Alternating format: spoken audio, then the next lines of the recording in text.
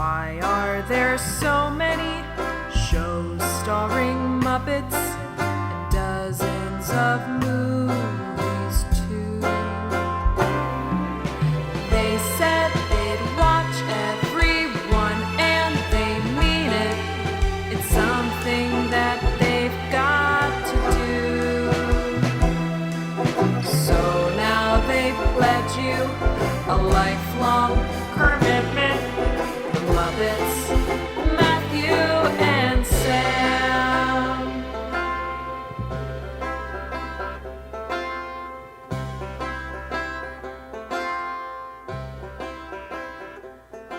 Welcome, foolish mortals, to the commitment episode about Muppets Haunted Mansion. I am your host, your ghost host, co-host, Matthew Gatos. And I'm Sam Schultz. And this week we watched the brand new Halloween special, Muppets Haunted Mansion. And I'm already shaking in my damn boots from your scary voice. Coming for Will Arnett's job. So yeah, obviously this week a little bit different. We're breaking out of our chronological order that we would normally do, where we're talking about season 2 of The Muppet Show, currently in our normal run of episodes. But, you know, when the Muppets do something special, we're going to do something special too. So we're breaking up the little run of Muppet Show episodes, and we were going to watch this thing anyways. So, you know, why not talk about it? We got to get those sweet ratings. Yeah, everybody else is going to have their special Muppets Haunted Mansion episodes coming out, and we got to join the fray. Maybe we'll watch it again in 4 years. Oh, yeah, when we catch up to 2021. Yeah. I feel like it's going to take longer than 4 years, Sam, but... Oh, no, don't say that, please. I haven't actually sat down and thought about how long it'll take, but... Yeah, me neither. If you tell me, I might back out. It's a lifetime commitment, Sam. It's literally in the theme song. Oh, no. But yes, the Muppets have done it. They've made a Halloween special. Finally, after trying for, 50 years to try and make a Halloween special, they finally achieved their dream. It's such a natural fit for them, too. It's surprising that. Because, almost every, their Christmas specials and stuff, especially in the early days, it's Christmas special, but creepy. All of their stuff was this, but creepy. And they've always had, freckles and ghosts and everything in most of their work. So it is weird that they hadn't leaned more into the spookiness. And I think, again, not for, lack of trying. Early on in the 70s, they wanted to do the Muppet Halloween show, which was back when they did the Muppet Valentine show. They had a string of holiday specials in mind that they were going to do. And it seems like most of the ideas from that sort of got folded into other, Valentine show or sex and violence things. But you can tell, from early on, this wasn't just a post-Jim Henson thing that started to creep up. This was a thing that while Jim Henson was still alive, he was pursuing a Halloween special. But after Jim Henson dies is when it really picks up steam, and there starts to be a lot of officially announced Halloween things coming from the Muppets that don't go anywhere. So one of the earliest things in 1991, not that long after Jim Henson had died, Brian Henson came out to basically assure people that they were still going to do Muppet things and say hey, don't worry, we're going to bring the Muppets back, we're going to keep doing stuff. And one of those ideas that he had mentioned was holiday specials, which obviously didn't really happen. They did Muppets Christmas Carol not that long after that, so I guess that maybe is where all of those ideas sort of funneled. But they talked about some other ideas that were coming up in the 90s and 2000s, and one of the early treatments for one of the Halloween specials included scenes where the Muppet characters turned into Hollywood monsters, like Kermit into Frankenstein, and Piggy into Bride of Frankenstein, and Fozzie into the Wolfman.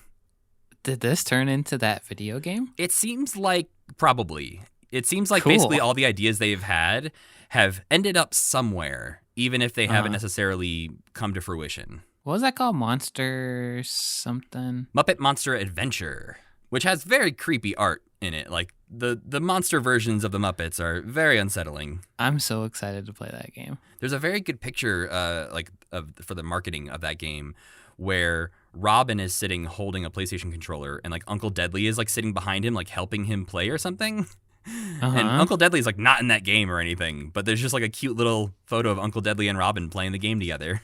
Oh, that's pretty cute. I don't know what the hell they're doing. Uncle Deadly doesn't know how to hold a video game controller, much like all older people. I was going to say, that doesn't surprise me at all, that Uncle Deadly would just be like, I don't know, hit the square button, I guess.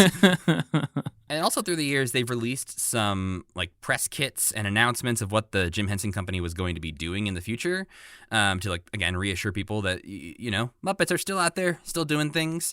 And some of the things they've announced have included the Muppets Haunted House, Muppets Haunted Hotel, and Muppet Haunted Movie. And so they've had ideas like this kind of thing, like out there in the world. They've been talking about it for a long, long time.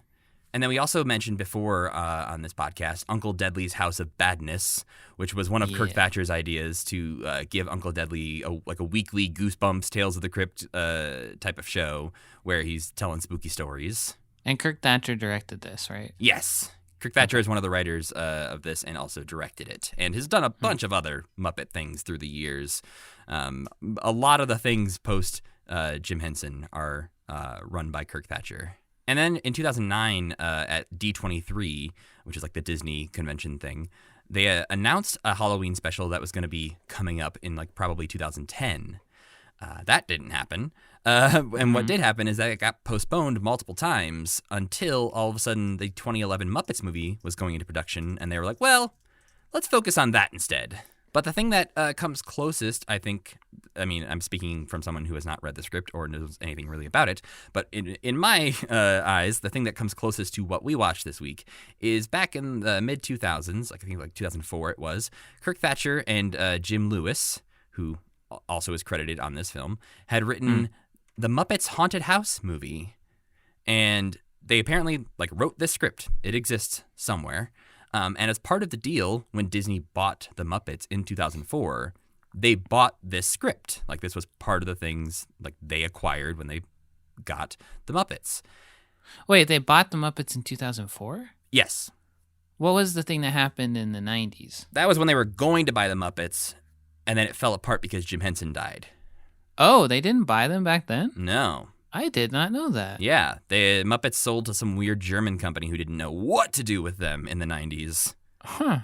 But yeah, it seems like, again, who knows how much of this ended up in Muppets Haunted Mansion. But the fact that Kirk Thatcher and Jim Lewis wrote a Muppets Haunted House movie in the early 2000s, and then now the two of them worked together on Muppets Haunted Mansion, I wonder if some story elements from that made it into this final version that we get to see. I would be surprised if they didn't, but this movie is so interweaved with the theme, with the story of the Haunted Mansion, or literally the ride of the Haunted Mansion, that I don't know, I guess what that could be, except probably MacGuffin, I would guess, maybe. I would guess if anything, it's the MacGuffin Halloween challenge, that would be the only thing that could have survived from that script. Yeah. But who knows? But yes, Muppets Haunted Mansion is what we watched this week, and Sam's going to tell us what happened in it.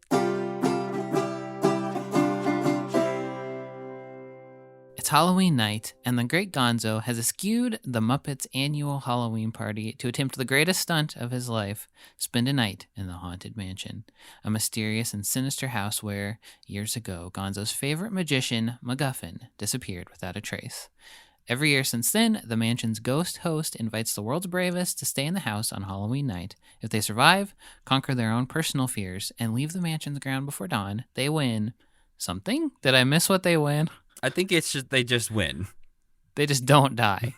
Yeah, that ends up ultimately being the goal is to not die. Isn't that the greatest prize of all, really? Life. Anyway, Gonzo goes to the mansion, and Pepe comes along too because he is never one to miss out on a potentially great party. The ghost host welcomes them in, and they begin their night in the mansion. The ghosts of the mansion kind of band together to try their best to scare Gonzo, but he is, of course, unflappable. The ghost host eventually ushers him into room 999, where a mystic mirror awaits to reflect back to him his greatest fear. Meanwhile, Pepe catches the attention of Constance, it's a hard name to say, a murderous ghost bride who specializes in luring new husbands to her before lopping their heads off. She lulls Pepe into a stupor and brings her up to her attic, and a ghoulish wedding ceremony begins. Meanwhile, in room 999, Gonzo sees all his friends having fun at the Halloween party, but talking about how much they miss him, and he realizes that he's afraid that no one will care about him if he doesn't do stunts, but what scares him even more is that he'll never see his friends again. So he passes the test of room 999 and completes the mansion's challenge. The ghost host says that Gonzo can leave, but reveals that Pepe is about to become trapped in the mansion forever. Gonzo refuses to leave without his buddy, and the ghost host leads him up to Constance's attic lair, where Gonzo grabs Pepe, and the duo make it off the grounds just in time. The ghost host appears once more to congratulate them, and then reveals that he is, in fact, MacGuffin the Magician. And then they leave to have breakfast with their friends, and then the hitchhiking ghosts are there, and they scream. The end. And for those that aren't necessarily clued into trope terms, MacGuffin is an object, event, or character in a film or story that serves to set and keep the plot in motion despite usually lacking intrinsic importance. Which I suppose describes MacGuffin. Yeah, and I think even more so they have MacGuffin's sidekick is Pee-wee, a red herring. Which doesn't make sense because he's not exactly a red herring. Okay, go ahead. Say what they are. But a red herring is something, especially a clue, that is or is intended to be misleading or distracting. But that's not really what MacGuffin is. No, and I think it's one of those things where it feels like my main overall note just going in to start this conversation is I wish this was longer. Yeah. Me too. I wish this was a full-length feature film because I feel like there's some really cool ideas like the MacGuffin red herring thing that could have been explored a little more if they had more time. But when you only have 50 minutes, that's not a lot of time to get to story beats. I kept expecting to see a flashback of how MacGuffin ended up trapped there, which I think would have been nice to flesh him out a little bit more. I guess first question for you, Sam. Mm-hmm. What were your expectations going in? Pretty low. They were pretty high when I first heard about it because even more than the Muppets, I really like the Haunted Mansion. It's such a cool thing of its time that could literally never happen again. And it's like the kind of Halloween that I like where it's goofy and 60s novelty music. It just brings together so much stuff that I love so much. Then when I saw Pat Sajak as a singing bust, I was like, I know what this is going to be. And I was picturing something more like that Muppets Wizard of Oz thing. Mm-hmm. I thought it was just going to really, really suck. So I turned it on thinking, this is going to really, really suck. How about you? I think I had similar expectations up until a week or two before it was actually starting to come out, because I think similar trajectory where the first announcement got me excited when it was Pepe and Gonzo just announcing Muppets Haunted Mansion because it came completely out of the blue. Yeah. And just those two ideas shoved together, much like you, I am a fan of Disneyland and Haunted Mansion and all that, so putting it together with Muppets was kind of a no-brainer as far as things Matt will enjoy. But yeah, I also similarly got scared when they started showing off the 20 celebrity cameos that were going to be in it, and that some of them were Pat Sajak and other ones that just didn't seem to make any sense other than the fact that they do shows on Disney-owned channels. And so the fact that they were focusing so much of the early marketing on those celebrity cameos had me worried about what this was going to be. But then in the last week or two, they started releasing more clips and actual scenes from this. And everything I was watching was very Muppet focused and very focused on Gonzo and his journey. And I was like, oh, this seems much better than what I was afraid it was going to be. Yeah. Once I started seeing pictures of other Muppets as ghosts in the show, I kind of assumed for a while that it was going to be all celebrities as the ghosts and just Gonzo bopping around. Yeah, it kind of made it seem like there was not a lot of Muppets in this and that it was mostly celebrities, which was very worrying and thankfully did not end up being the case. But yeah, let's go ahead and get into the story here and go through Muppets Haunted Mansion. Right away, I was worried. Okay, why? We start off with some very cheap CGI of this hearse limo car driving towards the camera in a way that looked very worrying to me as far as a quality level goes. There's a way you can do sort of cheap special effects and make it look charming, and this was in the like, oh, I don't think you had enough time and money to make this look great. Yeah. And I think that's kind of my overall feeling with the special effects throughout. Interestingly, they shot this in the like volume, like that with an LED wall, like they did The Mandalorian. Oh. Yeah. Is that why it was so... So the one thing, as somebody who has green screened things, I was impressed the whole time with how well they green screened out Gonzo's hair. Yes, because they did not green screen. So that was actually on the wall behind them. Whoa. Yeah, they have giant LED walls like they shoot with The Mandalorian where there is a background that is rendered in real time. Like somebody designed the Haunted Mansion sets in a computer, and then they are projected onto this LED wall, and they're timed out to the camera. So when you move the camera, the background moves appropriately. So it doesn't... What the fuck? It's super cool.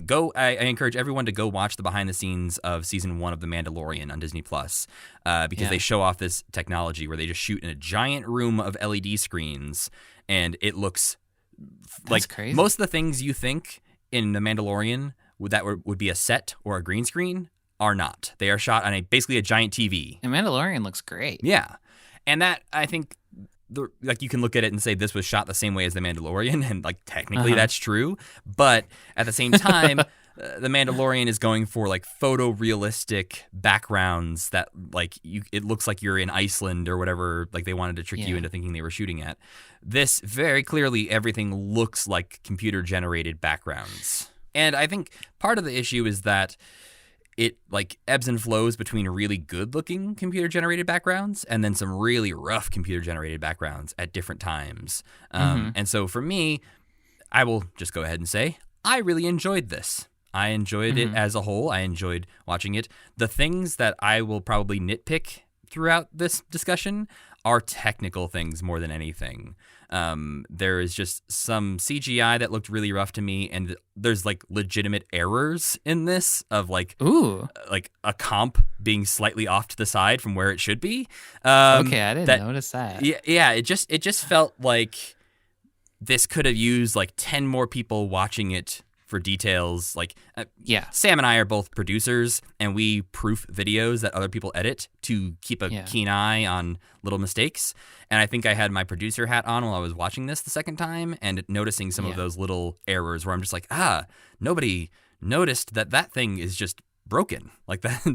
So yeah, I think that's what like were taking me out of it more than anything. So one thing that you said months ago to me was that, nobody's at Disneyland, so they probably filmed this in the Haunted Mansion. So when they didn't, and it looked the way it looked, I was kind of extremely disappointed. I think that this to me felt like I also enjoyed. I enjoyed this as well. I thought it was fun. To me, it felt more like a test footage for something that would be really, really good. And they would be like, look, please let us go to the Haunted Mansion and film this. Look how fun this is. And they'd say, okay, go ahead. Or at least, hey, look, build us some sets of the Haunted Mansion so we can build it on sets. Because I think Constance's attic was a set. And that looked great. So if they had done more sets, I think this would have bumped it up to another like level of quality, even without changing anything else. I think if it had just looked a little bit better and been a little bit more real, I would have been extremely into it. I forgot where I was going with that thought. But that is also my main nitpick, is just that like the CGI of the Muppets as ghosts wasn't so bad. The CGI of the place itself, especially a place that people have been. Like, I have been to the Haunted Mansion. I know what it looks like. It does not look like that. It's close to looks like that. It's Uncanny Valley Haunted Mansion. Well, and I'm okay. Like, I also, like, obviously I was wrong about the idea that they would have shot this in the Haunted Mansion. Obviously that does come with limitations if you're trying to shoot on a ride, which is like tiny and also not designed in 360. Like, there are sections of the Haunted Mansion where you're looking at like Madame Leota's seance that if you turn on the lights or look in the other direction, you're just gonna see like a broom closet. So yeah, they could use CGI for that part. They could smooth some of the edges out. But I didn't mind them doing like their own spin on the Haunted Mansion. I actually thought all the ride stuff was handled incredibly well. Like, I have one huge exception to that. Okay. But I agree. Yeah. But I think it, like, I understand the decision to go with making it like a haunted mansion, because I think with the time they had for a special, trying to explain like how Gonzo would be trapped in the attraction and what that means would is a little harder to explain than just like there is a haunted mansion that shares a lot of similarities. I think that's fine. I don't need it to be the same one. I think what they did for the setup was totally fine.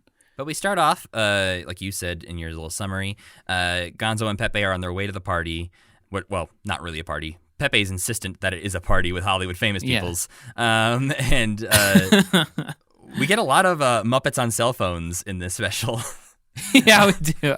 We get a lot of quarantine Muppet situation, perhaps. Yes, I believe that is the case, that they were necessarily, that they didn't necessarily get to be in the same room a lot.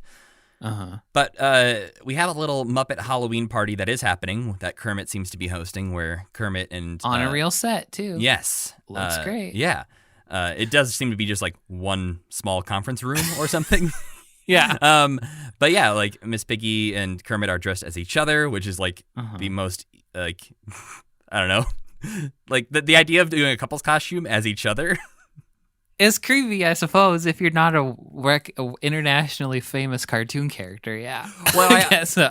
It also is the thing where in the 2011 Muppets movie, there's a part where they show like Walter dressed up as Kermit for like Halloween or something like that, and his costume looks like really cheap and like a bad Kermit costume. So the fact that Piggy's costume looks like what it would look like if you just skinned Kermit. Like it's such like the eyes and the skin and everything looks so good that it would be like me wearing my wife's head as a costume, but like a photorealistic version. Yeah, you didn't cut off her head or anything. You just went to the store and bought some human flesh and then sewed it into her head. Yeah. I noticed in the background of that party, you don't get a good look at a lot of the guests, but Fozzie is dressed up as a banana. Which I didn't notice Fozzie there. He's back. He's like in the background. I think he's just trying to like throw popcorn into his own mouth the whole time. Like he's just back there like throwing something into the air trying to catch it. But I assume that has to be like a banana sketch reference. Sure, comedians and bananas, they go together. Yeah. We also get Chip as a robot, where it looks like he just cut out a cardboard box and covered it in tinfoil. Yeah. And then there's a cactus Muppet dressed as Santa for some reason. Oh, I didn't notice that either. Yeah. He's just like walking around in the background, and I was like, okay, he's a cactus and he's Santa. I don't really, if there's a joke there, I didn't get it. We also have a penguin as a firefighter, and then New Zealand as Steve Martin, maybe, because he has the arrow through his head. Oh, because he got an arrow through his head. That makes sense. New Zealand, his voice could have been a little more New Zealandy in my opinion. I don't want to nitpick the voices too much. I had a hard time with some of them, which is understandable because a lot of those people are no longer with us or are no longer allowed to be Muppets. It's interesting, though, like some of the characters that I know bug people wash over me and I don't even notice. Like I can watch 10 episodes of The Muppet Show and then go and watch this, and like Miss Piggy doesn't clock as being that different to me for some reason.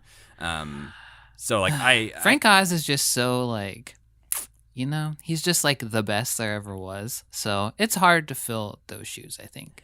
Yeah, and I think that's the thing too, is like if you listen to like a lot of these, like I think we'll get to some periods of the like early 90s stuff where Steve Whitmire and Eric Jacobson and other people are taking over these roles, and hearing what they sounded like early on in their roles when they weren't necessarily like nailing it right out of the gate. I think will be interesting to hear, because I think we just have this idea of an ideal version of these characters in our heads, and when people take over these characters, or like I feel like this is the most we have seen of some of these characters in a long time. It's just it's a bit weird, and I think it's not helped by the fact that we are watching a lot of classic Muppet Show right now, and so we are in the worst position to be comparing. Whereas like if somebody had just watched not that much Muppets lately and they just watch this, they may not care as much. I think to me what bothers me a little bit more is when I feel like the characterization is off a little bit. Because like Scooter's voice is probably very different, but I don't even think about that. Like he seems like Scooter to me. Or Fozzie, his voice is clearly not the same, but he felt when he was the Hatbox Ghost, that was like a very Fozzie moment. And Statler and Waldorf too. It's like probably if you compared them, they don't sound anything. Waldorf sounds but, very different from Muppet Show Waldorf, but yeah. I get what you mean, yeah. But like Piggy, I think specifically, old Piggy has the sweet voice and the sweet side, and then she does her more like cram it freak voice and the mean side, and I feel like this new Piggy is both combined into one. I understand. Doesn't have that extreme back and forth. And then Kermit was so nice in this, and we're in a period where Kermit is still the hugest asshole in the entire world. So it was just weird for me to see him be like sweet again after seeing him be horrible for so long, for like 30 years. I think that's like I like that we get the dual roles of a lot of these characters in this too, because we do get like nice Kermit at the Halloween party dressed as Miss Piggy, who's concerned about Gonzo and is trying to tell him that like you don't have to be like a stunt man to be great. You're great on your own, Gonzo. But then we get the like Haunted Mansion Kermit, who's just like talking about you're gonna die. Yeah, I did like that too. And just like straight up like I liked the haunted versions of these characters a lot. Yeah, we also at that Halloween party we get Scooter dressed as Elvis. Which he seems like a guy who would have like Elvis collectible plates or something. He really does. That like maybe his mom was super into it and he inherited them, but like he secretly also loves them. Yeah, he's got a ceramic Elvis statue. He still thinks like Elvis is the coolest guy in the world and like is trying to convince people constantly like no, Elvis is great. And the last little note there about the Halloween party is we get the Swedish chef trying to carve up some sad pumpkins who are trying to run away with from him. With a chainsaw. Yeah. I thought that was a great use of the chef. And then we get the reveal that Yvette Nicole Brown is the one driving this limo hearse and is driving Pepe and Gonzo to their doom, presumably, at the Haunted Mansion. I thought she was great in this little cameo. Yeah. There's one really bad edit in her scene, which bugged me, again, with my producer hat on, where what part? Like you see her sitting there in the front, like not doing anything, but she says, but she is clearly not saying, It's just like a really clunky edit. Like there's some clunk in this special that bugged me a lot. Yeah, for sure. Which again, I'm sure money and time are always usually the things you can blame those things on. And being a producer of a show with a very fast turnaround time, you can also see like the telltale signs of like this person knew how to this person was doing this thing the fastest that they could. Like all of these effects are like second pass effects, and like they needed a couple more to really get there. And I think that's part of my problem with it too, is that there's some special effects choices that are made throughout this that I also I feel like if you're gonna pull back on something or go for the second version, not the fifth version because you don't have time, you have to like make choices that are clear of why you made that choice. And I feel like there's some examples in this that I'll get to later on where the choice is unclear as to why some things look different than others. Oh, yeah. I know exactly what you're talking about, I think, yeah. But getting back to when they arrive at the house, the little address on the gate is 924. A nice little reference to Jim Henson's birthday. To my birthday. Yes, it's to Sam's birthday. And then we come upon Darren Criss, who is playing the caretaker in this, who is joined by the dog from The Tale of Bunny Picnic. Is that where Bean Bunny's from? Is Bean Bunny from The Tale of Bunny Christmas? Or Picnic? Okay. Yeah. But yeah, Darren Criss was another one when they started announcing all these celebrity cameos. He did a nice little like live performance with Miss Piggy where they sang Dancing in the Moonlight. And if they're going to use celebrities, this is the way to use them. Like, use them for just, like, a couple minutes. If they're singers, let them sing, and then get them out of there. Yeah. He is bothered by Pepe and Gonzo showing up because he's afraid that they're going to, wake up all the ghosts that hang out in the cemetery there. And, once you wake them up, you can't get them to shut up. So he sings a song called Rest in Peace that I think is a great song. It set the tone right away where I was a little worried about original songs in this just because you never know. Yeah. Like, again, we're looking at this as a, like, quickly done thing that was, like, done on a budget that I was like, okay, let's see how these original songs hit me. And this set the tone nicely for the original songs because it was like, oh, okay, this is good. I like this. Yeah. The songs, I had no issue with the songs at all. But yeah, this is when we get all the, or most of, the celebrity cameos sort of injected into this special, because we have people like Alfonso Ribeiro and Ed Asner and Chrissy Metz and Pat Sajak all showing up as either ghosts or singing busts. What'd you feel about this, Sam? This was, to me, the very worst part of the entire special. I truly hated this part for a Haunted Mansion related reason. For most of the movie, after this scene, they will go into the Haunted Mansion and experience it in the same order you would experience it were you riding on the Haunted Mansion. But this is supposed to be the graveyard scene at the end of the ride. It's simultaneously the graveyard scene and waiting in line for the ride. And so you see all these ghosts, but in the Haunted Mansion, the design of the Haunted Mansion, like one of the rules of the Haunted Mansion is that before you go to the Madame Leota part, you do not see the corporeal form of a ghost. The closest you see is like the corpse's hand trying to push up the casket in the hallway of doors. To have this part happen first fucks up the whole flow of the Haunted Mansion. And I think it would have fit perfectly fine if after Gonzo and Pepe had jumped out the window of the attic at the end, they would fall into the graveyard and run through the ghost singing. That's what happens in the ride, is like you fall backwards out of the attic. Yeah, so they do that, and then they're just like, okay, we're out of here. And to not sing Grim Grinning Ghosts in this also, to me, they do. Is nuts. They do for a second. Yeah. They sing one bar of it, basically. But I think that this scene, like, shouldn't even be in this at all. They should meet Darren Criss and he'd be like, don't go in there. And then he could sing the song and point to all the things and like spooky stuff could happen. But you don't have to see those ghosts, because then Gonzo and Pepe are seeing ghosts. And it's like the stakes are completely gone and there's like no lead up to them seeing all the ghosts. Right. And to be fair, like, Pepe is still pretty convinced that it's part of a show at that point. He doesn't really think they're real ghosts. And Gonzo's totally buys in that there are ghosts. So and he doesn't care. Not phased either. And he doesn't care. Yeah. So I don't mind as much the idea of them seeing ghosts before that. I do understand that it breaks the canon of the ride. I think for me, the shoehorning in of the grim grinning ghosts, and also just the terrible CGI on those singing busts. Oh, it's so bad. I saw the behind this. So they released the music video of Dancing in the Moonlight, which is basically just the end credits of this. Right.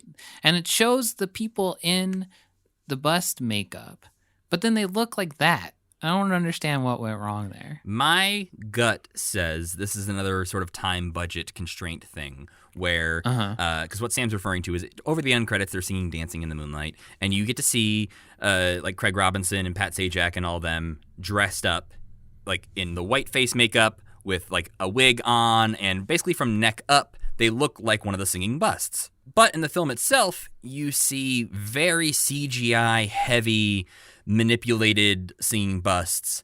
And my guess is either when they were shooting it and going to composite that, it didn't look as good as they were hoping when they were trying to take like the green screened head footage and put it on the busts. Or two, they realized that like, oh, the busts shouldn't move, but human heads are going to move a little bit more. So we need to like just take their face part and put it onto a stationary CGI bust. And in doing that, for some of them, they like squished them or squashed them in different directions where they're pretty much unrecognizable as the person they cast to be the celebrity cameo. Yeah. I wish they had almost like just cut the CGI busts and cut the Grim Grinning Ghost part, at least from that part of the song, because it felt very shoved in there, and also just kind of felt like I didn't understand what was necessarily happening in that moment. And also it felt like either commit to the song and sing the whole song or just cut it out. And also all those moments with those celebrities are moments that would have been better served by another Muppet version of the Ghost. Like, how can you pass up the opportunity to have the singing bus be Muppets? And like to your point of not showing the ghosts before the seance part, I think you could get away with having Darren Criss sing the same song and not showing the ghosts he's referencing, like Cousin Hewitt and all this stuff. And that way, when they come out of the attic at the end, they're running through there, and all of those ghosts that he was referencing earlier are all out there hanging out. Yeah. Yeah, make that part a little more understated. They just did this part wrong. So let's get into the Haunted Mansion itself. They show up at the door. They meet the ghost host, who is played by Will Arnett. I was prepared to not like Will Arnett because I feel like he much like Chris Pratt. I was just going to say the exact same comparison. Go ahead. He pops up in so much stuff that it's kind of easy to be like, oh, of course it's going to be Will Arnett. But I like Will Arnett. And I think he did a really good job, actually, in this role. And almost to the point where I was like, if they added MacGuffin to the Haunted Mansion ride, I would maybe be okay with that. I was in the same boat where I was a little worried because Will Arnett does get added to a lot of things. And it sometimes feels like, who do we got? Will Arnett? Yeah, that works. And but if you're going to have somebody play a pompous magician, why not get him? And you're looking for someone with a deep, boomy voice, you get both. But that also introduces us to two of our new characters, Mummy and Duddy, who are two skeleton mummy wrapped up creepy characters who come in, and Duddy especially cannot hit his mark especially well when he's doing his dun dun dun dun dun. Yeah, I love these guys. I like them. I just wish, again, if this thing was longer, we'd get a little bit more Mummy and Duddy, because I feel like we get almost enough and not quite enough. Yeah, when they last pop up, it's kind of, I watched it twice too, and when they last pop up, it's kind of like, that's not really like good resolution to them. We could have used one more little moment with them. Yeah, I wanted but I thought they were great. They seem like a character, like, I feel like in Muppet Treasure Island, there was a bunch of like weird Muppets that popped up who then kept popping up. Like, even though they were clearly like skeleton pirates or like that lobster. Right. And it's kind of like, well, why is he still here? But then it's kind of like, oh, I love that guy actually, so it's okay that he's still here. They're like somebody who I could see like that mummy popping up later and being like, why is there a mummy here? There's some scary moments early on that I think are really well handled.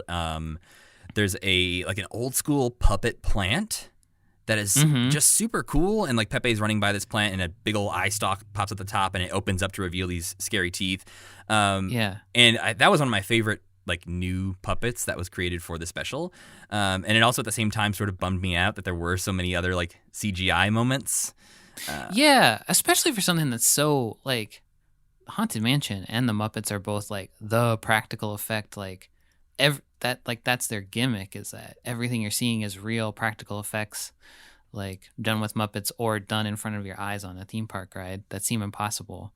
So I know it's much harder and more time consuming to set all that stuff up and really have like the ghosts be practical somehow or whatever. But it just, that continues to be a missed opportunity through the whole thing. But I do like the direct nods to the Haunted Mansion, the ride. For instance, like they show up and they go into the stretching room, which is where you go when you start off riding the Haunted Mansion. I can't imagine what the special would be like to anyone who hasn't been to Disneyland or Disney World.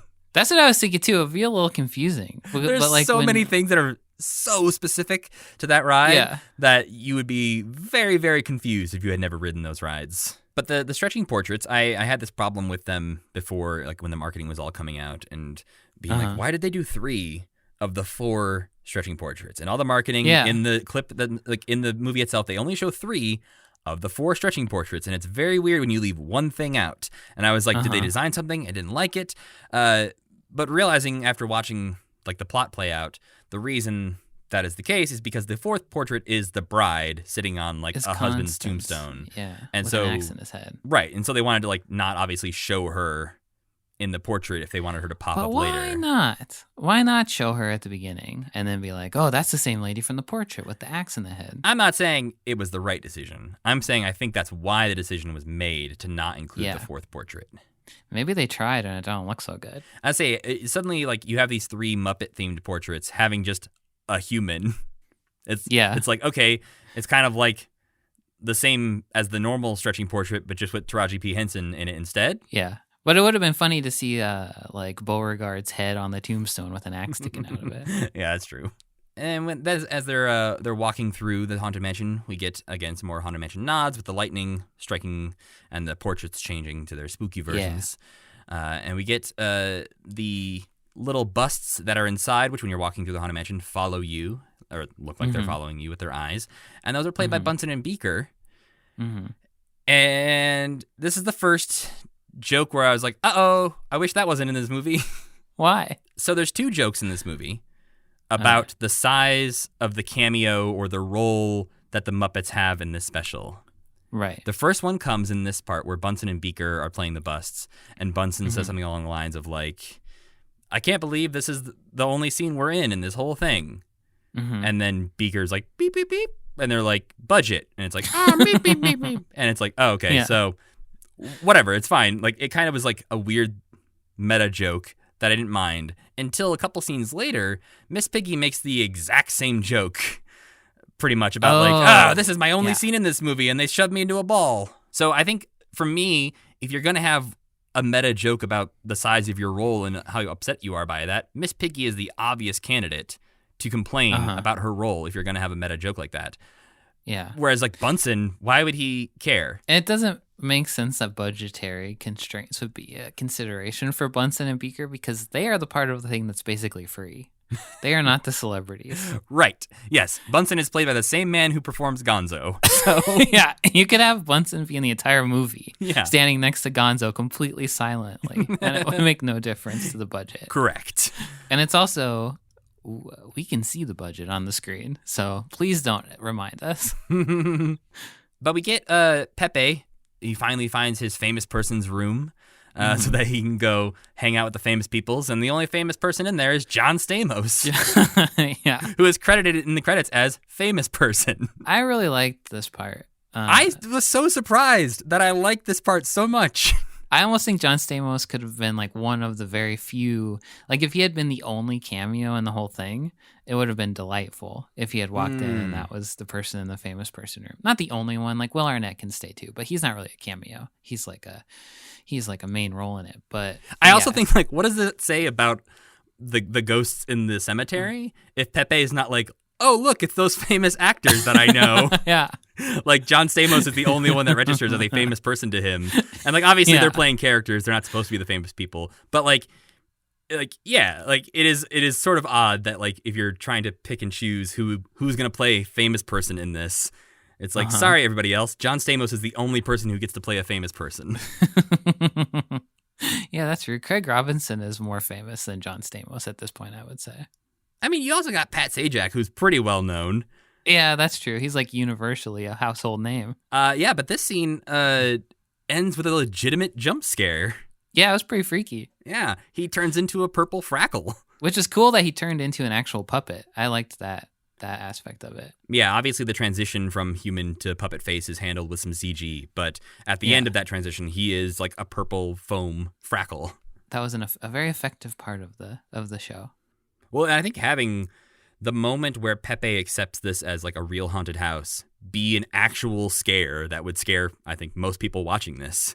A child, especially. Oh, yeah. That'd be very terrifying for children. This would be the kind of thing that, like, in 20 years, somebody on Twitter will be like, remember when John Stamos turned into... I still think of this all the time. They're going to share just that frame of him, like, midway through the transformation and just be like, this haunted my dreams. Only 20 kids will remember John Stamos turning into a purple frackle. Yeah, John Stamos Muppet is cursed Muppet. Or some people are sexually attracted to him. How about that? I feel like we've been mean to this special, but after I feel like we definitely have been more negative than we actually feel, but that's because we have a podcast where we think we have to critique things. Oh, I think it started off bad, but then I think it got good after this point. I also I have seen this like wave of positivity online for this, and I think that's great. Yeah. I think this special is a lot of fun. I have watched it twice, and I could watch it a third time in an hour from now and not mind at all. Sure. Like it's a lot of fun. Me too. But there is like this thing that happens with some media where people are saying like, it's so good, I will not allow anyone to critique it. Like if you say one bad thing about this, you are a bad person or you don't understand the Muppets. And I'm like, that's not how media works. Like you're allowed to critique the things you love. And we understand the Muppets. We've seen good Muppet things very recently. And this was a fine Muppet thing. This was not the best Muppet thing ever. No, I think it is great. I just, like, there are people who are saying it's the best thing the Muppets have done in, like, 30, 40 years. And I'm like, I can't get on that train.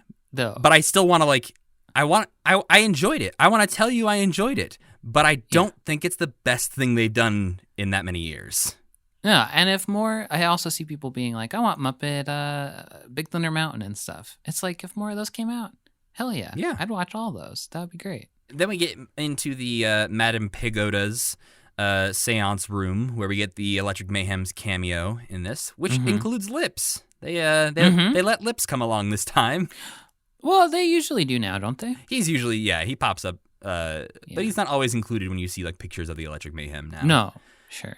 I dislike this Zoot puppet a lot. The more Zoot looked crazy. What's wrong with him? He's got a smaller Why does his mouth look like that? And he's got a bigger mouth, and he's got smaller sunglasses. And like those Doesn't three Zoot have a things- teeny tiny mouth? Yeah. Usually? And now he's got a giant sad mouth, and he's got his tiny little sunglasses, and just like those three things adding up together make Zoot not quite look like Zoot to me. He looked so weird. Yeah. Yeah, I thought I was crazy. I thought he had a tiny mouth because he toots on his little saxophone with his tiny mouth. But no, he looked so weird. Yeah, I think it's just, and I think he looked that way in the 2015 show as well. Like I think that is the current I think he must have. Zoot puppet. Ever since they started giving him smaller sunglasses for some reason. I don't like. Out of all the puppets that have changed over the years, Zoot is one of those that I really, really don't love the changes they've made. Yeah. He's the most obviously different, I feel like. Yeah, because Animal, I think, has a slightly different head shape. I think Floyd has some different hair going on. Floyd looks a little different, yeah. I think Zoot is the one that almost looks like he could be a different character. Uh-huh, yeah. And we have at the end of that scene another cameo, which is maybe the most subtle cameo of all. It's Kim Irvine, who her mom was the original Madame Leota. Oh, I was trying to remember who that was. She is a Disney Imagineer. Kim Irvine works at Disney. And she is also, if I'm remembering this correctly, the current voice of Madame Leota. I think she's the current face of Madame Leota. Is that true? I think they mapped her face when they did the version of the bubble that floats. Like the clearly CGI'd animated face, not necessarily like the old plastic model thing. Yeah, because the old plastic model had like a projector pointed at it, kind of like contoured to her mom's face. Then I think when they did the new one, now they do like a rear projected, like 3D printing of her face with her. I'm like 90% sure that's the case. And she probably recorded some new lines too, but I'm not sure about that. Yeah, looking into it now, even Disney Wiki is not extremely clear on this. I'm sure there are a lot of people who know a lot more about this than we do. But it just says, that Kim is the daughter of Imagineer Leota Toombs, which is like the most Haunted Mansion most name. Perfect name that you could have. Yeah. Yeah. Human Leota provided the face and voice of Madame Leota. And it says, because of this, Kim Irvine will provide her own face for the Leota character for additions such as the seasonal Haunted Mansion holiday overlay. Oh, she probably recorded the new lines for that. Yeah, so it seems like when they need to update Madame Leota, they use Kim Irvine. So this section also raised some questions for me that we're about to get into of who is dead and who isn't in this house. Because we get Will Arnett as the ghost host, who we find out has been dead for like 100 years or whatever like that. And he introduces himself as the ghost host. Yeah, so they're just like, you're a ghost, I guess. Yeah, but most people in this, if they are a ghost, are translucent. Like you can, they're flying around, you can see through them. They clearly ghost-like. Then we have Kim Irvine, who comes in and is cleaning Madame Pagoda's ball. It just seems like she's a hired maid to work in this Haunted Mansion. In the fiction of the ride, those people who are ushering you through it are just like the like dedicated living servants who still work for the mansion. Right. But that's what I assumed with her was the case. But yeah, and I think I don't know. that lines up. The ones that more confuse me are Sweetums. Because Sweetums he doesn't even seem like, he just seems like normal Sweetums. Yeah. He's not even like ghost version of Sweetums. No, and he's serving the food. They do this little gag where it looks like there's a train coming towards them because he's wearing a hard hat with a light on it for some reason. That was quite a weird part, I think. Yeah, and I didn't understand why they were supposed to be tricked into thinking it was a train, but then also why he was wearing the hard hat with a light on it. I always love seeing Sweetums, but it was just a little confusing. And then his role in the house does seem to be that he is serving food to the ballroom guests, which I guess they can eat.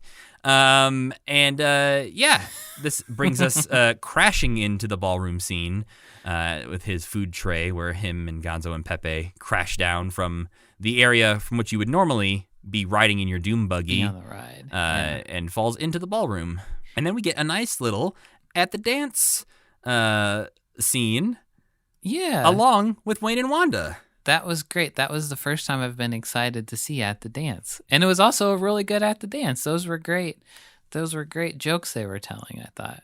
Yeah, no, I thought it was the perfect amount of sort of like homage to the Muppet Show. I think throughout this ballroom sequence, we got a lot of references to the Muppet Show, and none of them are like heavy-handed. Like they're all like, if you watch the Muppet Show, you'll appreciate this, but they're not like, like we did on the Muppet Show.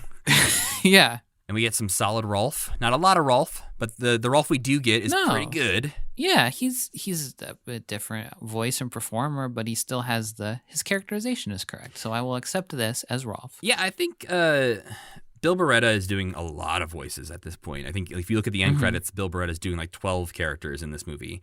And two of his that he does that I think he's really nailing as far as taking over from somebody else are Rolf and Dr. Teeth. I think... Dr. Teeth was great too. Yeah, he's really good at that Jim voice. It's actually almost like a little better because I feel like Dr. Teeth is more of the traditional Jim voice, but he gives Rolf a little bit more of like a southern twang or something to differentiate them a little bit more, because they both are piano players with the same exact voice in the Muppet Show, at least. We also get in this scene the Mansion Show, which is like the most obvious reference to the Muppet Show. And instead of Kermit's little yay, he does a boo. It's also like the premise of this, the fact that they are Muppets is a little bit sweaty too, where it's like they're reacting to Gonzo's memories and becoming his friends.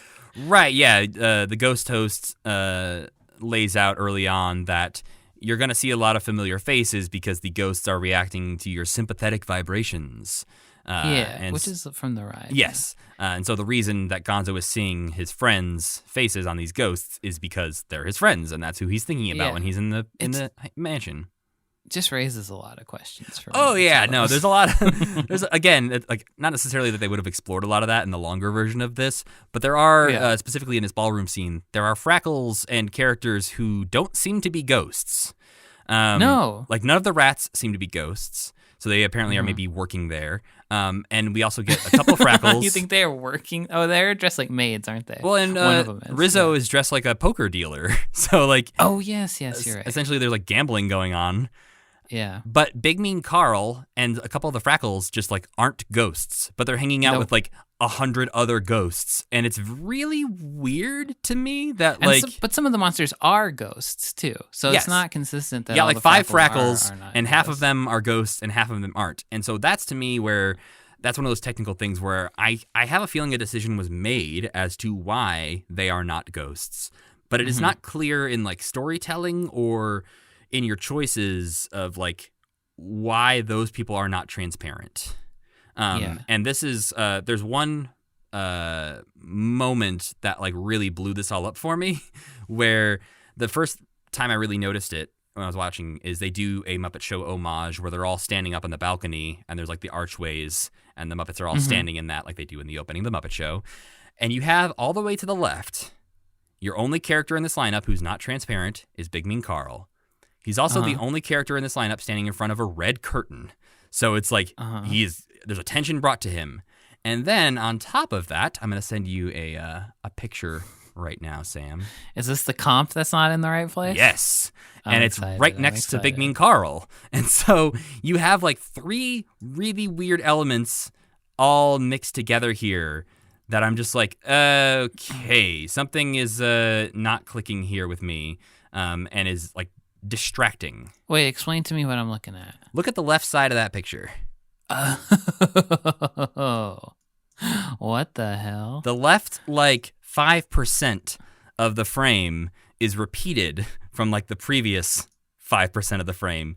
So it looks... It's not like a cartoon or something where you have the same background repeated. There's like a lamp cut off halfway through. Yes, it looks like they had this frame that got scooted slightly to the right, and there's like another comp underneath it that stayed where it was, and so you just see this slight little adjustment that was made that nobody like cropped in or cut out that little mistake on the left-hand side. And so obviously mistakes happen, bloopers happen. I understand that happens. I'm not like holding that against the team who made this, but it's just one of those things where you had the only transparent Muppet on the only red curtain next to the only mistake in that shot. And so my eye was just immediately drawn to the left side of the frame and going like, what's happening?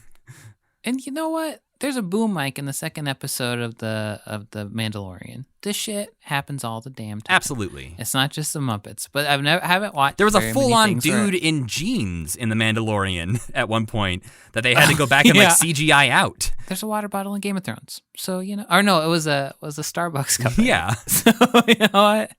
It's not just the Muppets, but I haven't watched very many things where I've been like, oh, I could do that in After Effects as often as I have in this, which is kind of charming in a way because it is sort of like, now that I'm thinking about it, is a little bit like the new version of like, oh, I could do that with puppets. It's like, it's fun to watch it and know how you can do it. It's a little less fun to watch it and know how they do it with computers, but it's still kind of fun to look at this kind of thing. And I want to reiterate, I liked the special. I feel like we're being so cruel I know, to it, but I feel like if we just came on here to talk about how much we liked it, it would be like a 5-minute episode.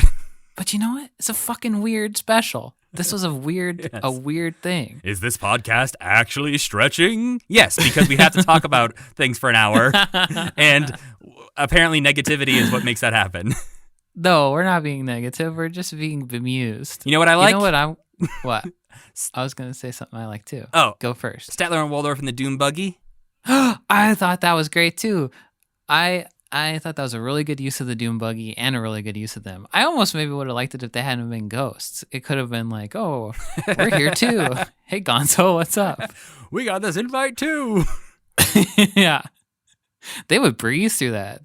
Those two are definitely not scared of anything. But yeah, I like that also at one point in the song that I'm sure we're about to talk about, the ride, the Doom Buggy breaks down, much like it does often on the Haunted Mansion when you're on it. Yeah. And I think that's why I would have liked it better if they hadn't been ghosts, because it would have made that part make a teeny bit more sense if they had been like, oh, we're riding through this ride, watching you, Gonzo. Yeah. But that was cute. What was the thing you liked?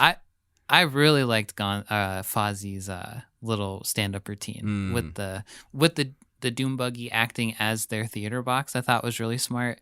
But Fozzie looks so fucking cool with that black light on him.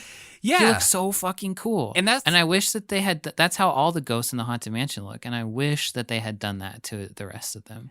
Yeah, I think that was one of those other things too with like the consistency of the ghosts is that like obviously Fozzie is a ghost. He is dead, but he is not transparent at all.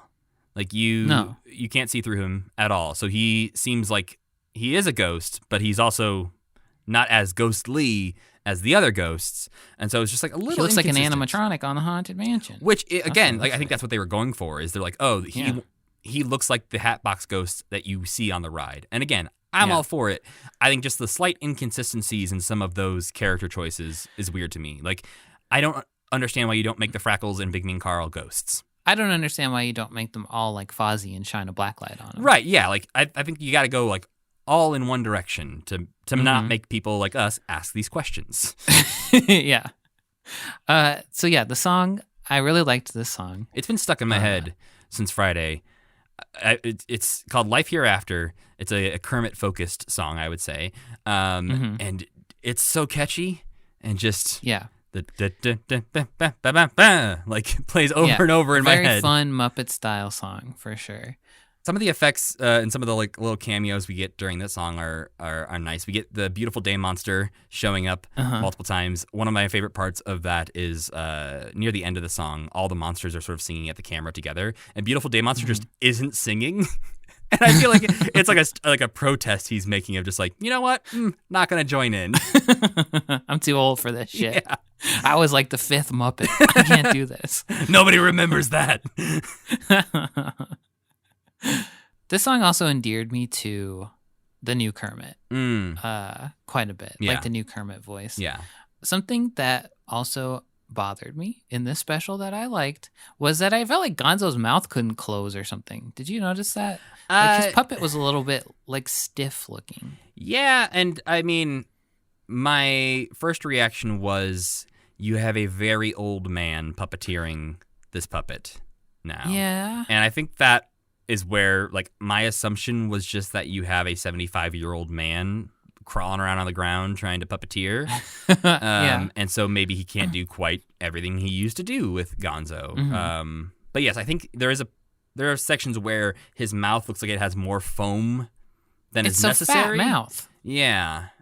But the ballroom scene wraps up with the introduction of the bride, Constance Hatchaway, played by Taraji P. Henson, whose role in this is confusing to me.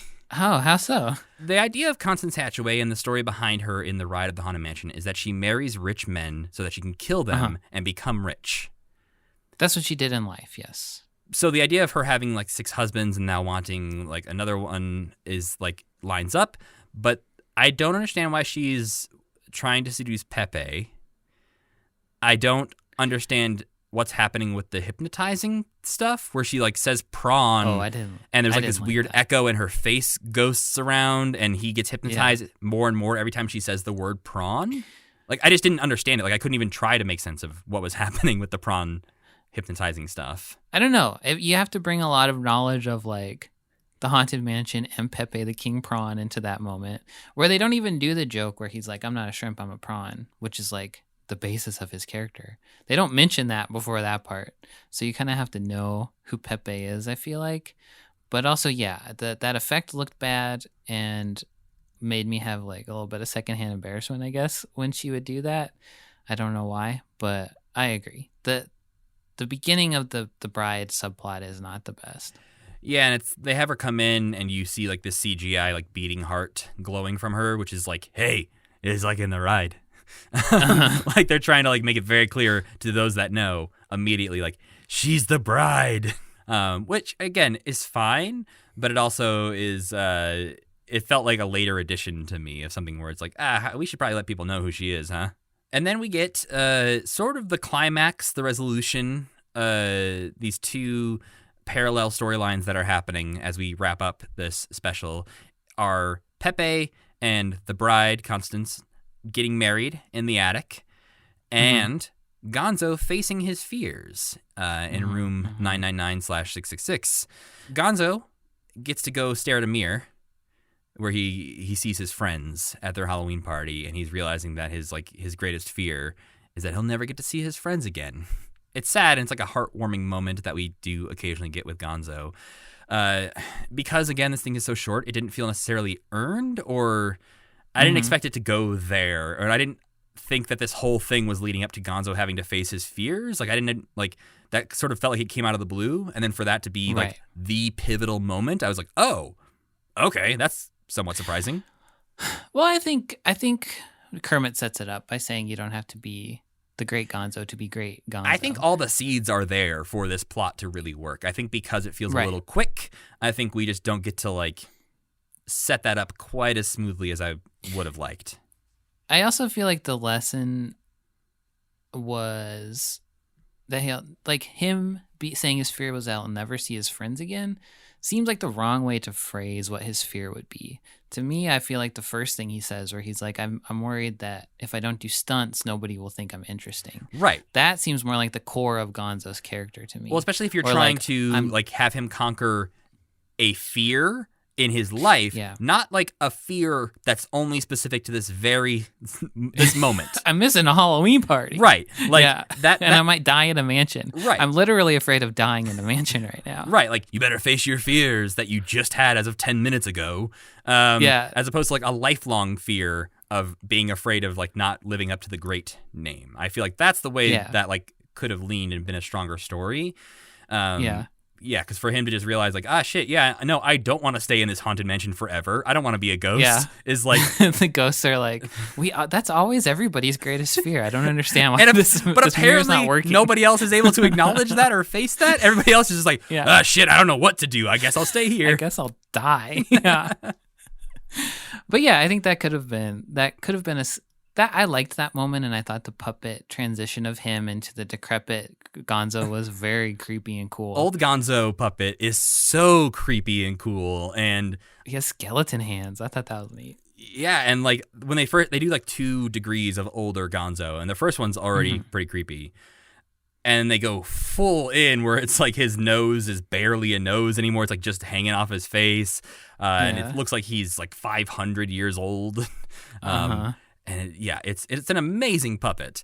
Just the story beat felt a bit thin. Could have been a nicer moment if he had just been like, I'm devoting my life to stunts and ignoring everything else in my life, and I'm letting my life pass me by. That seems like that's like a moment everybody can sympathize with, I feel like. Yeah, or just have it more of like, because I felt like they were doing a lot of the work with Kermit, talking about how, like, I told Gonzo he doesn't have to do these scary things to be great. He's great on his own. And like some acceptance of that was clearer rather than just him being afraid of dying. Yeah. I feel like could have made that moment feel a little better to me. But then we get the attic wedding scene, which is where we finally get to see Uncle Deadly. They kept him from us in the you thought Uncle Deadly wasn't even going to be in it. I was worried Uncle Deadly wasn't going to be in it. I was pretty sure he would pop up, but when they weren't showing him in any of the trailers, I got worried that they for some reason weren't going to include him.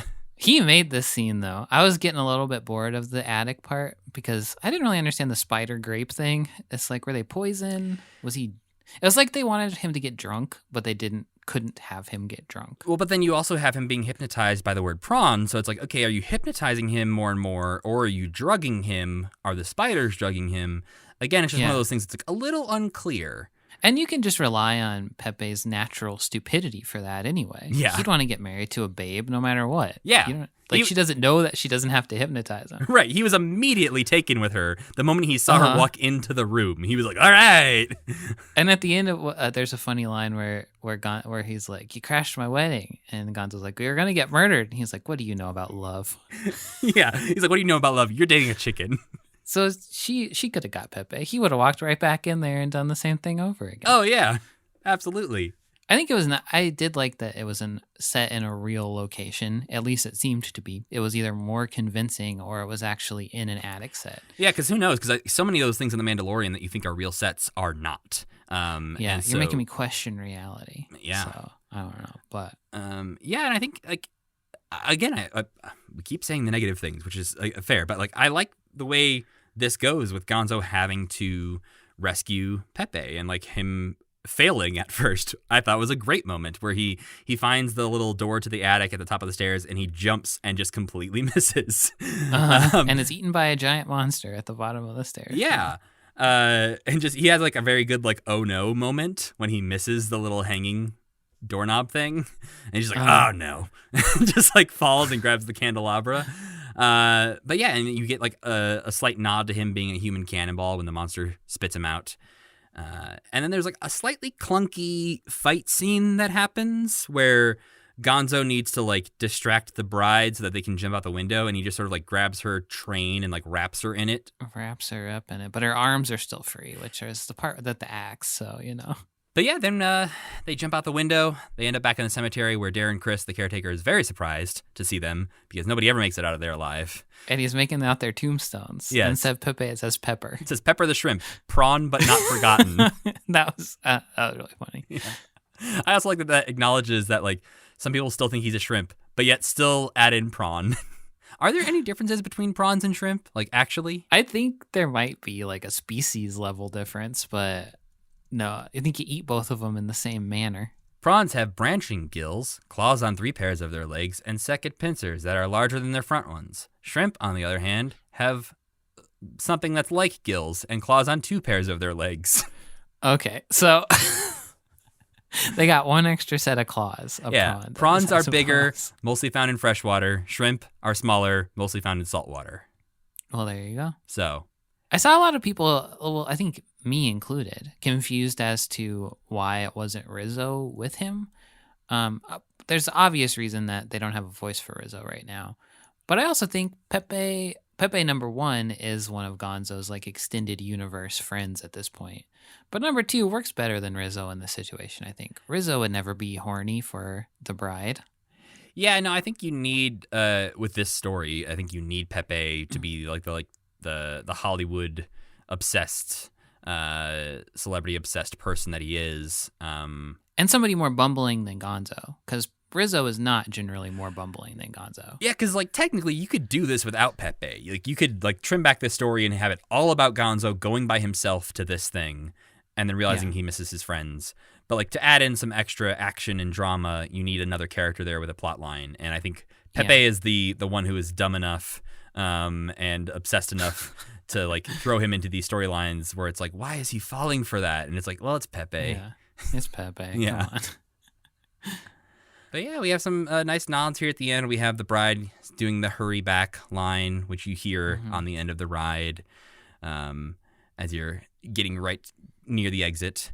And then we have the MacGuffin and Pee-wee, the red herring, show up. Oh my gosh. Yeah. Did you love Pee-wee? Oh my God.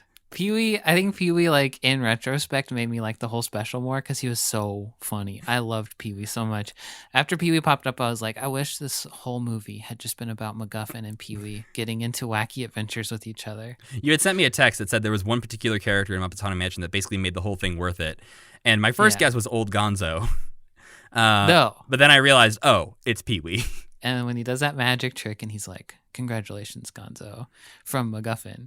And me, Pee-wee. That was when I was like, this is a good special. I love it. You know, Pee-wee definitely is a lovely end. And yeah, my one note that I would say about the end of this is I wish it had ended with the breakfast. They mentioned a couple times this Halloween breakfast. He should have been with his friends at some point. Yeah. I understand that like he's on the way to the breakfast. He's going to meet up with his friends and hang out. But I wish we had just gotten like a big old table scene where all the Muppets that we know and love are hanging out and eating breakfast together. Because we don't know, he might have been murdered by the hitchhiking ghosts. He maybe never did get to see his friends again. The hitchhiking ghosts who looked like complete shit, by the way. See, those didn't bother me because that's exactly what they look like in the ride now. Yeah, but that sucks too. Like these were clearly the same models that they have used in the new Disney World version of the ride where they like fly around and do bullshit instead of just sit next to you, which sucks so bad. And the models look so bad. I agree that I prefer the old like Pepper's Ghosts illusion where the ghost is sitting next to you just not moving. But this was because it is the same models from the ride, I did not mind this CGI looking kind of It's cheaper. at least not the Muppets' fault that that's what they looked like. Yeah. I think it would have been interesting to see puppet versions of those characters. Yeah, I think so too. I don't know why they wouldn't have done that, but I mean, maybe this is a thing where they have a not David Laser, but a David Laser type on their team who's like, we're only going to make Muppets that we could potentially reuse. And we're definitely not going to reuse a Hitchhiking Ghost Muppet, so don't make that one. Like, the only new puppets, really, besides all the costumes for the old ones, are Mummy and Duddy and Pee-wee, basically. Yeah? Yeah, which Pee-wee, right? I'm sure, ends at the neck. Well, closing thoughts, Sam. I know we sounded like we didn't like this thing. I did like it. Yeah, I liked it too. I liked all the songs. I liked most of the character beats.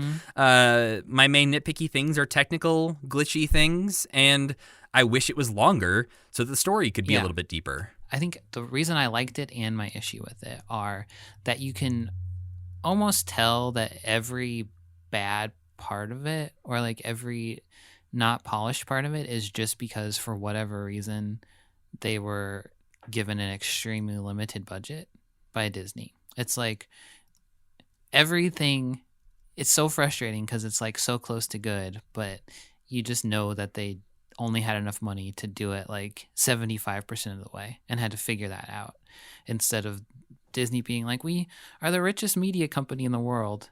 This is a thing that people are obviously excited for, like one of our most popular rides and the Muppets. So I don't know why they wouldn't give them a ton of money for this, but I like it in spite of itself, and all of the bad parts feel like they're outside of the control of anybody who was making this thing. And I do agree that this is better than a lot of other recent Muppet things. Like, I would rather watch this 20 times in a row than watch Muppets Now again. And I think that's how, like, compared to a lot of recent Muppet things, this is more enjoyable to a lot of people. I am somebody who actually really enjoyed the 2015 ABC series. Yeah. I know a lot of people have a lot of problems with that. But was it 2015? Yeah. That long ago? Yeah. Jesus. That's when it started. I thought it was 2018. Nope. Okay. But yeah, it was because I enjoyed that. I don't have as much like distaste for a lot of recent Muppet things as some other people do. And so some people, like, the last good thing to them was the 2011 Muppets movie. And then some people don't even like that. So they look back to like the 90s as their favorite Muppet stuff. The Muppet Christmas Carol or something. Right. And so, yeah, if you're in that camp, I can understand why this would be your favorite thing. But for me, like, I enjoy the ABC series. I enjoy the 2011 movie.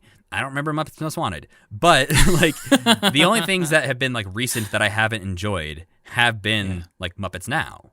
And so to me, it almost feels more like Muppets Now was the detour into an area that I didn't enjoy, as opposed to this being the first good thing in forever.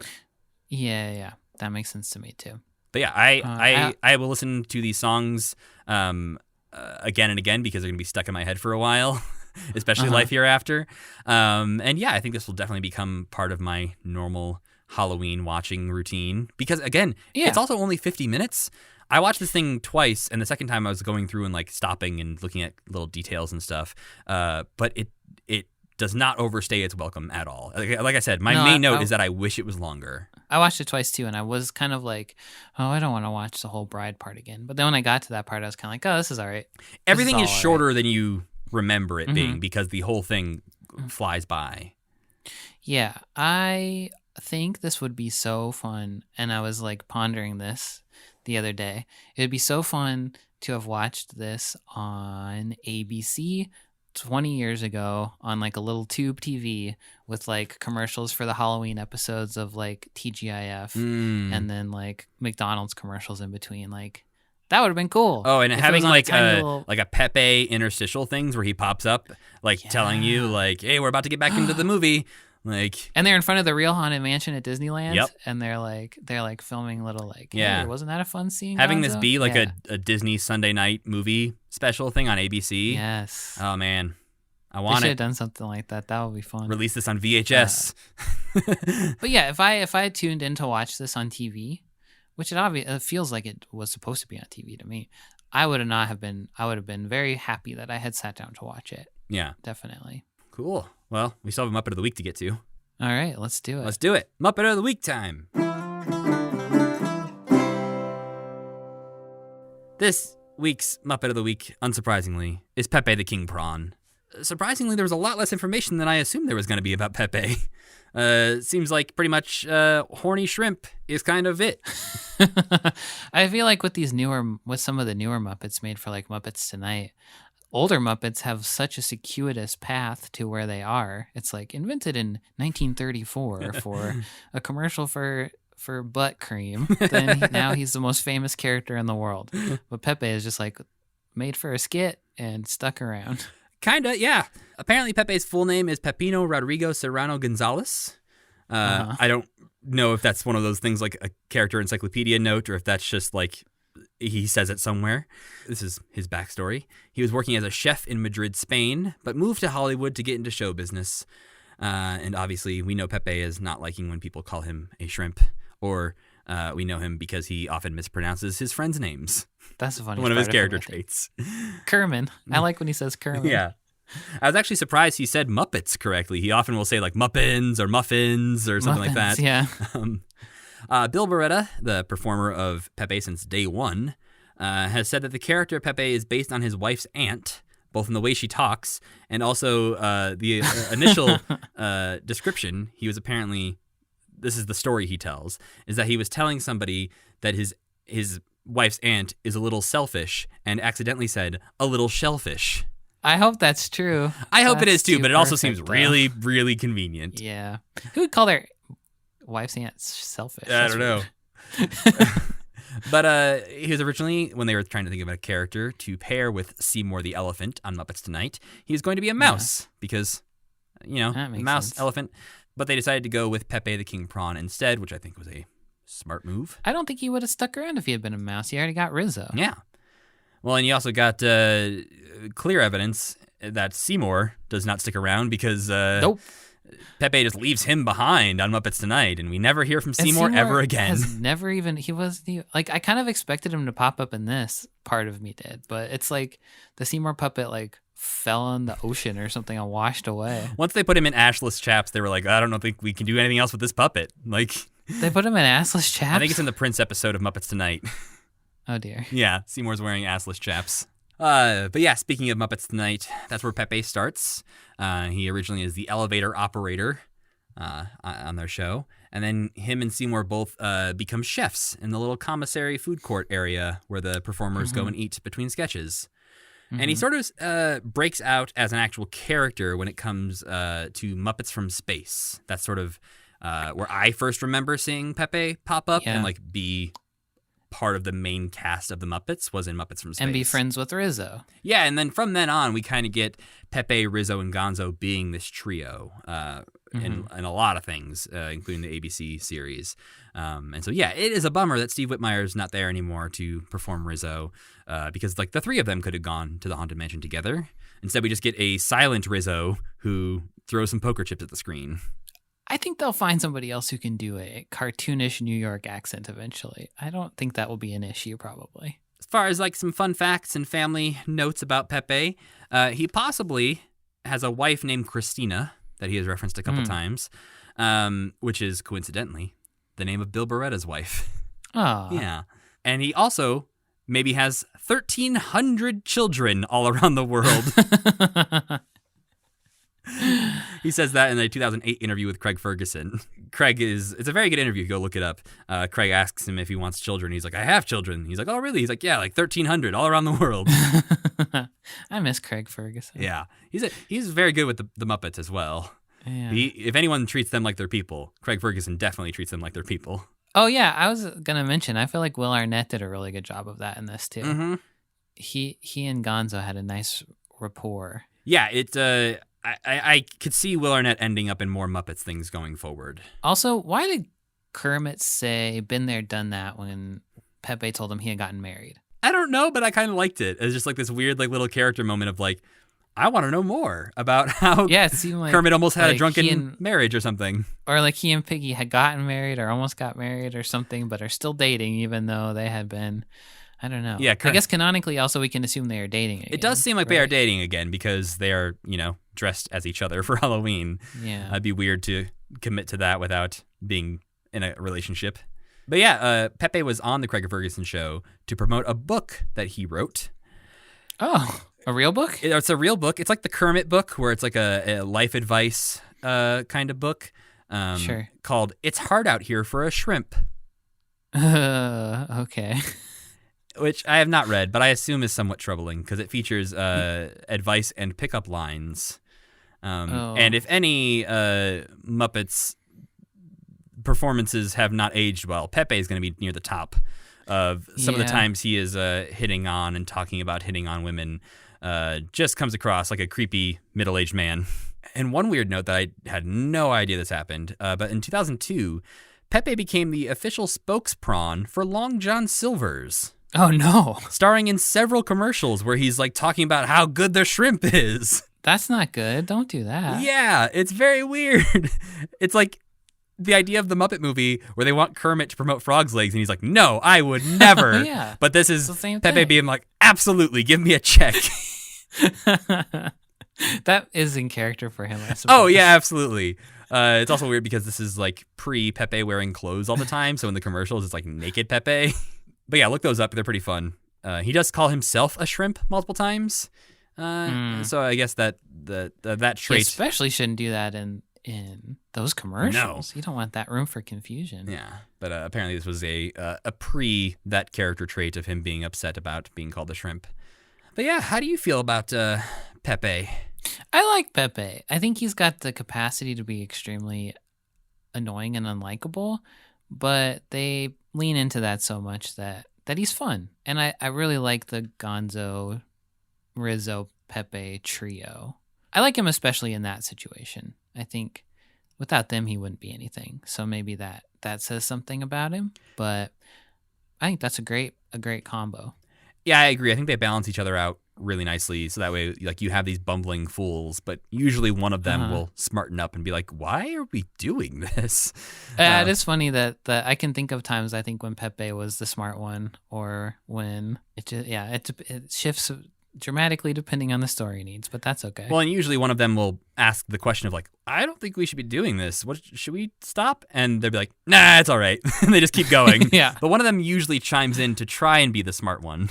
They're like the Goofy, Mickey, Donald trio, except it's like all Donalds, maybe? Or a Goofy and two Donalds or something like that. They do not It have might be all Donalds, or maybe Gonzo's a bit of a Goofy. Yeah.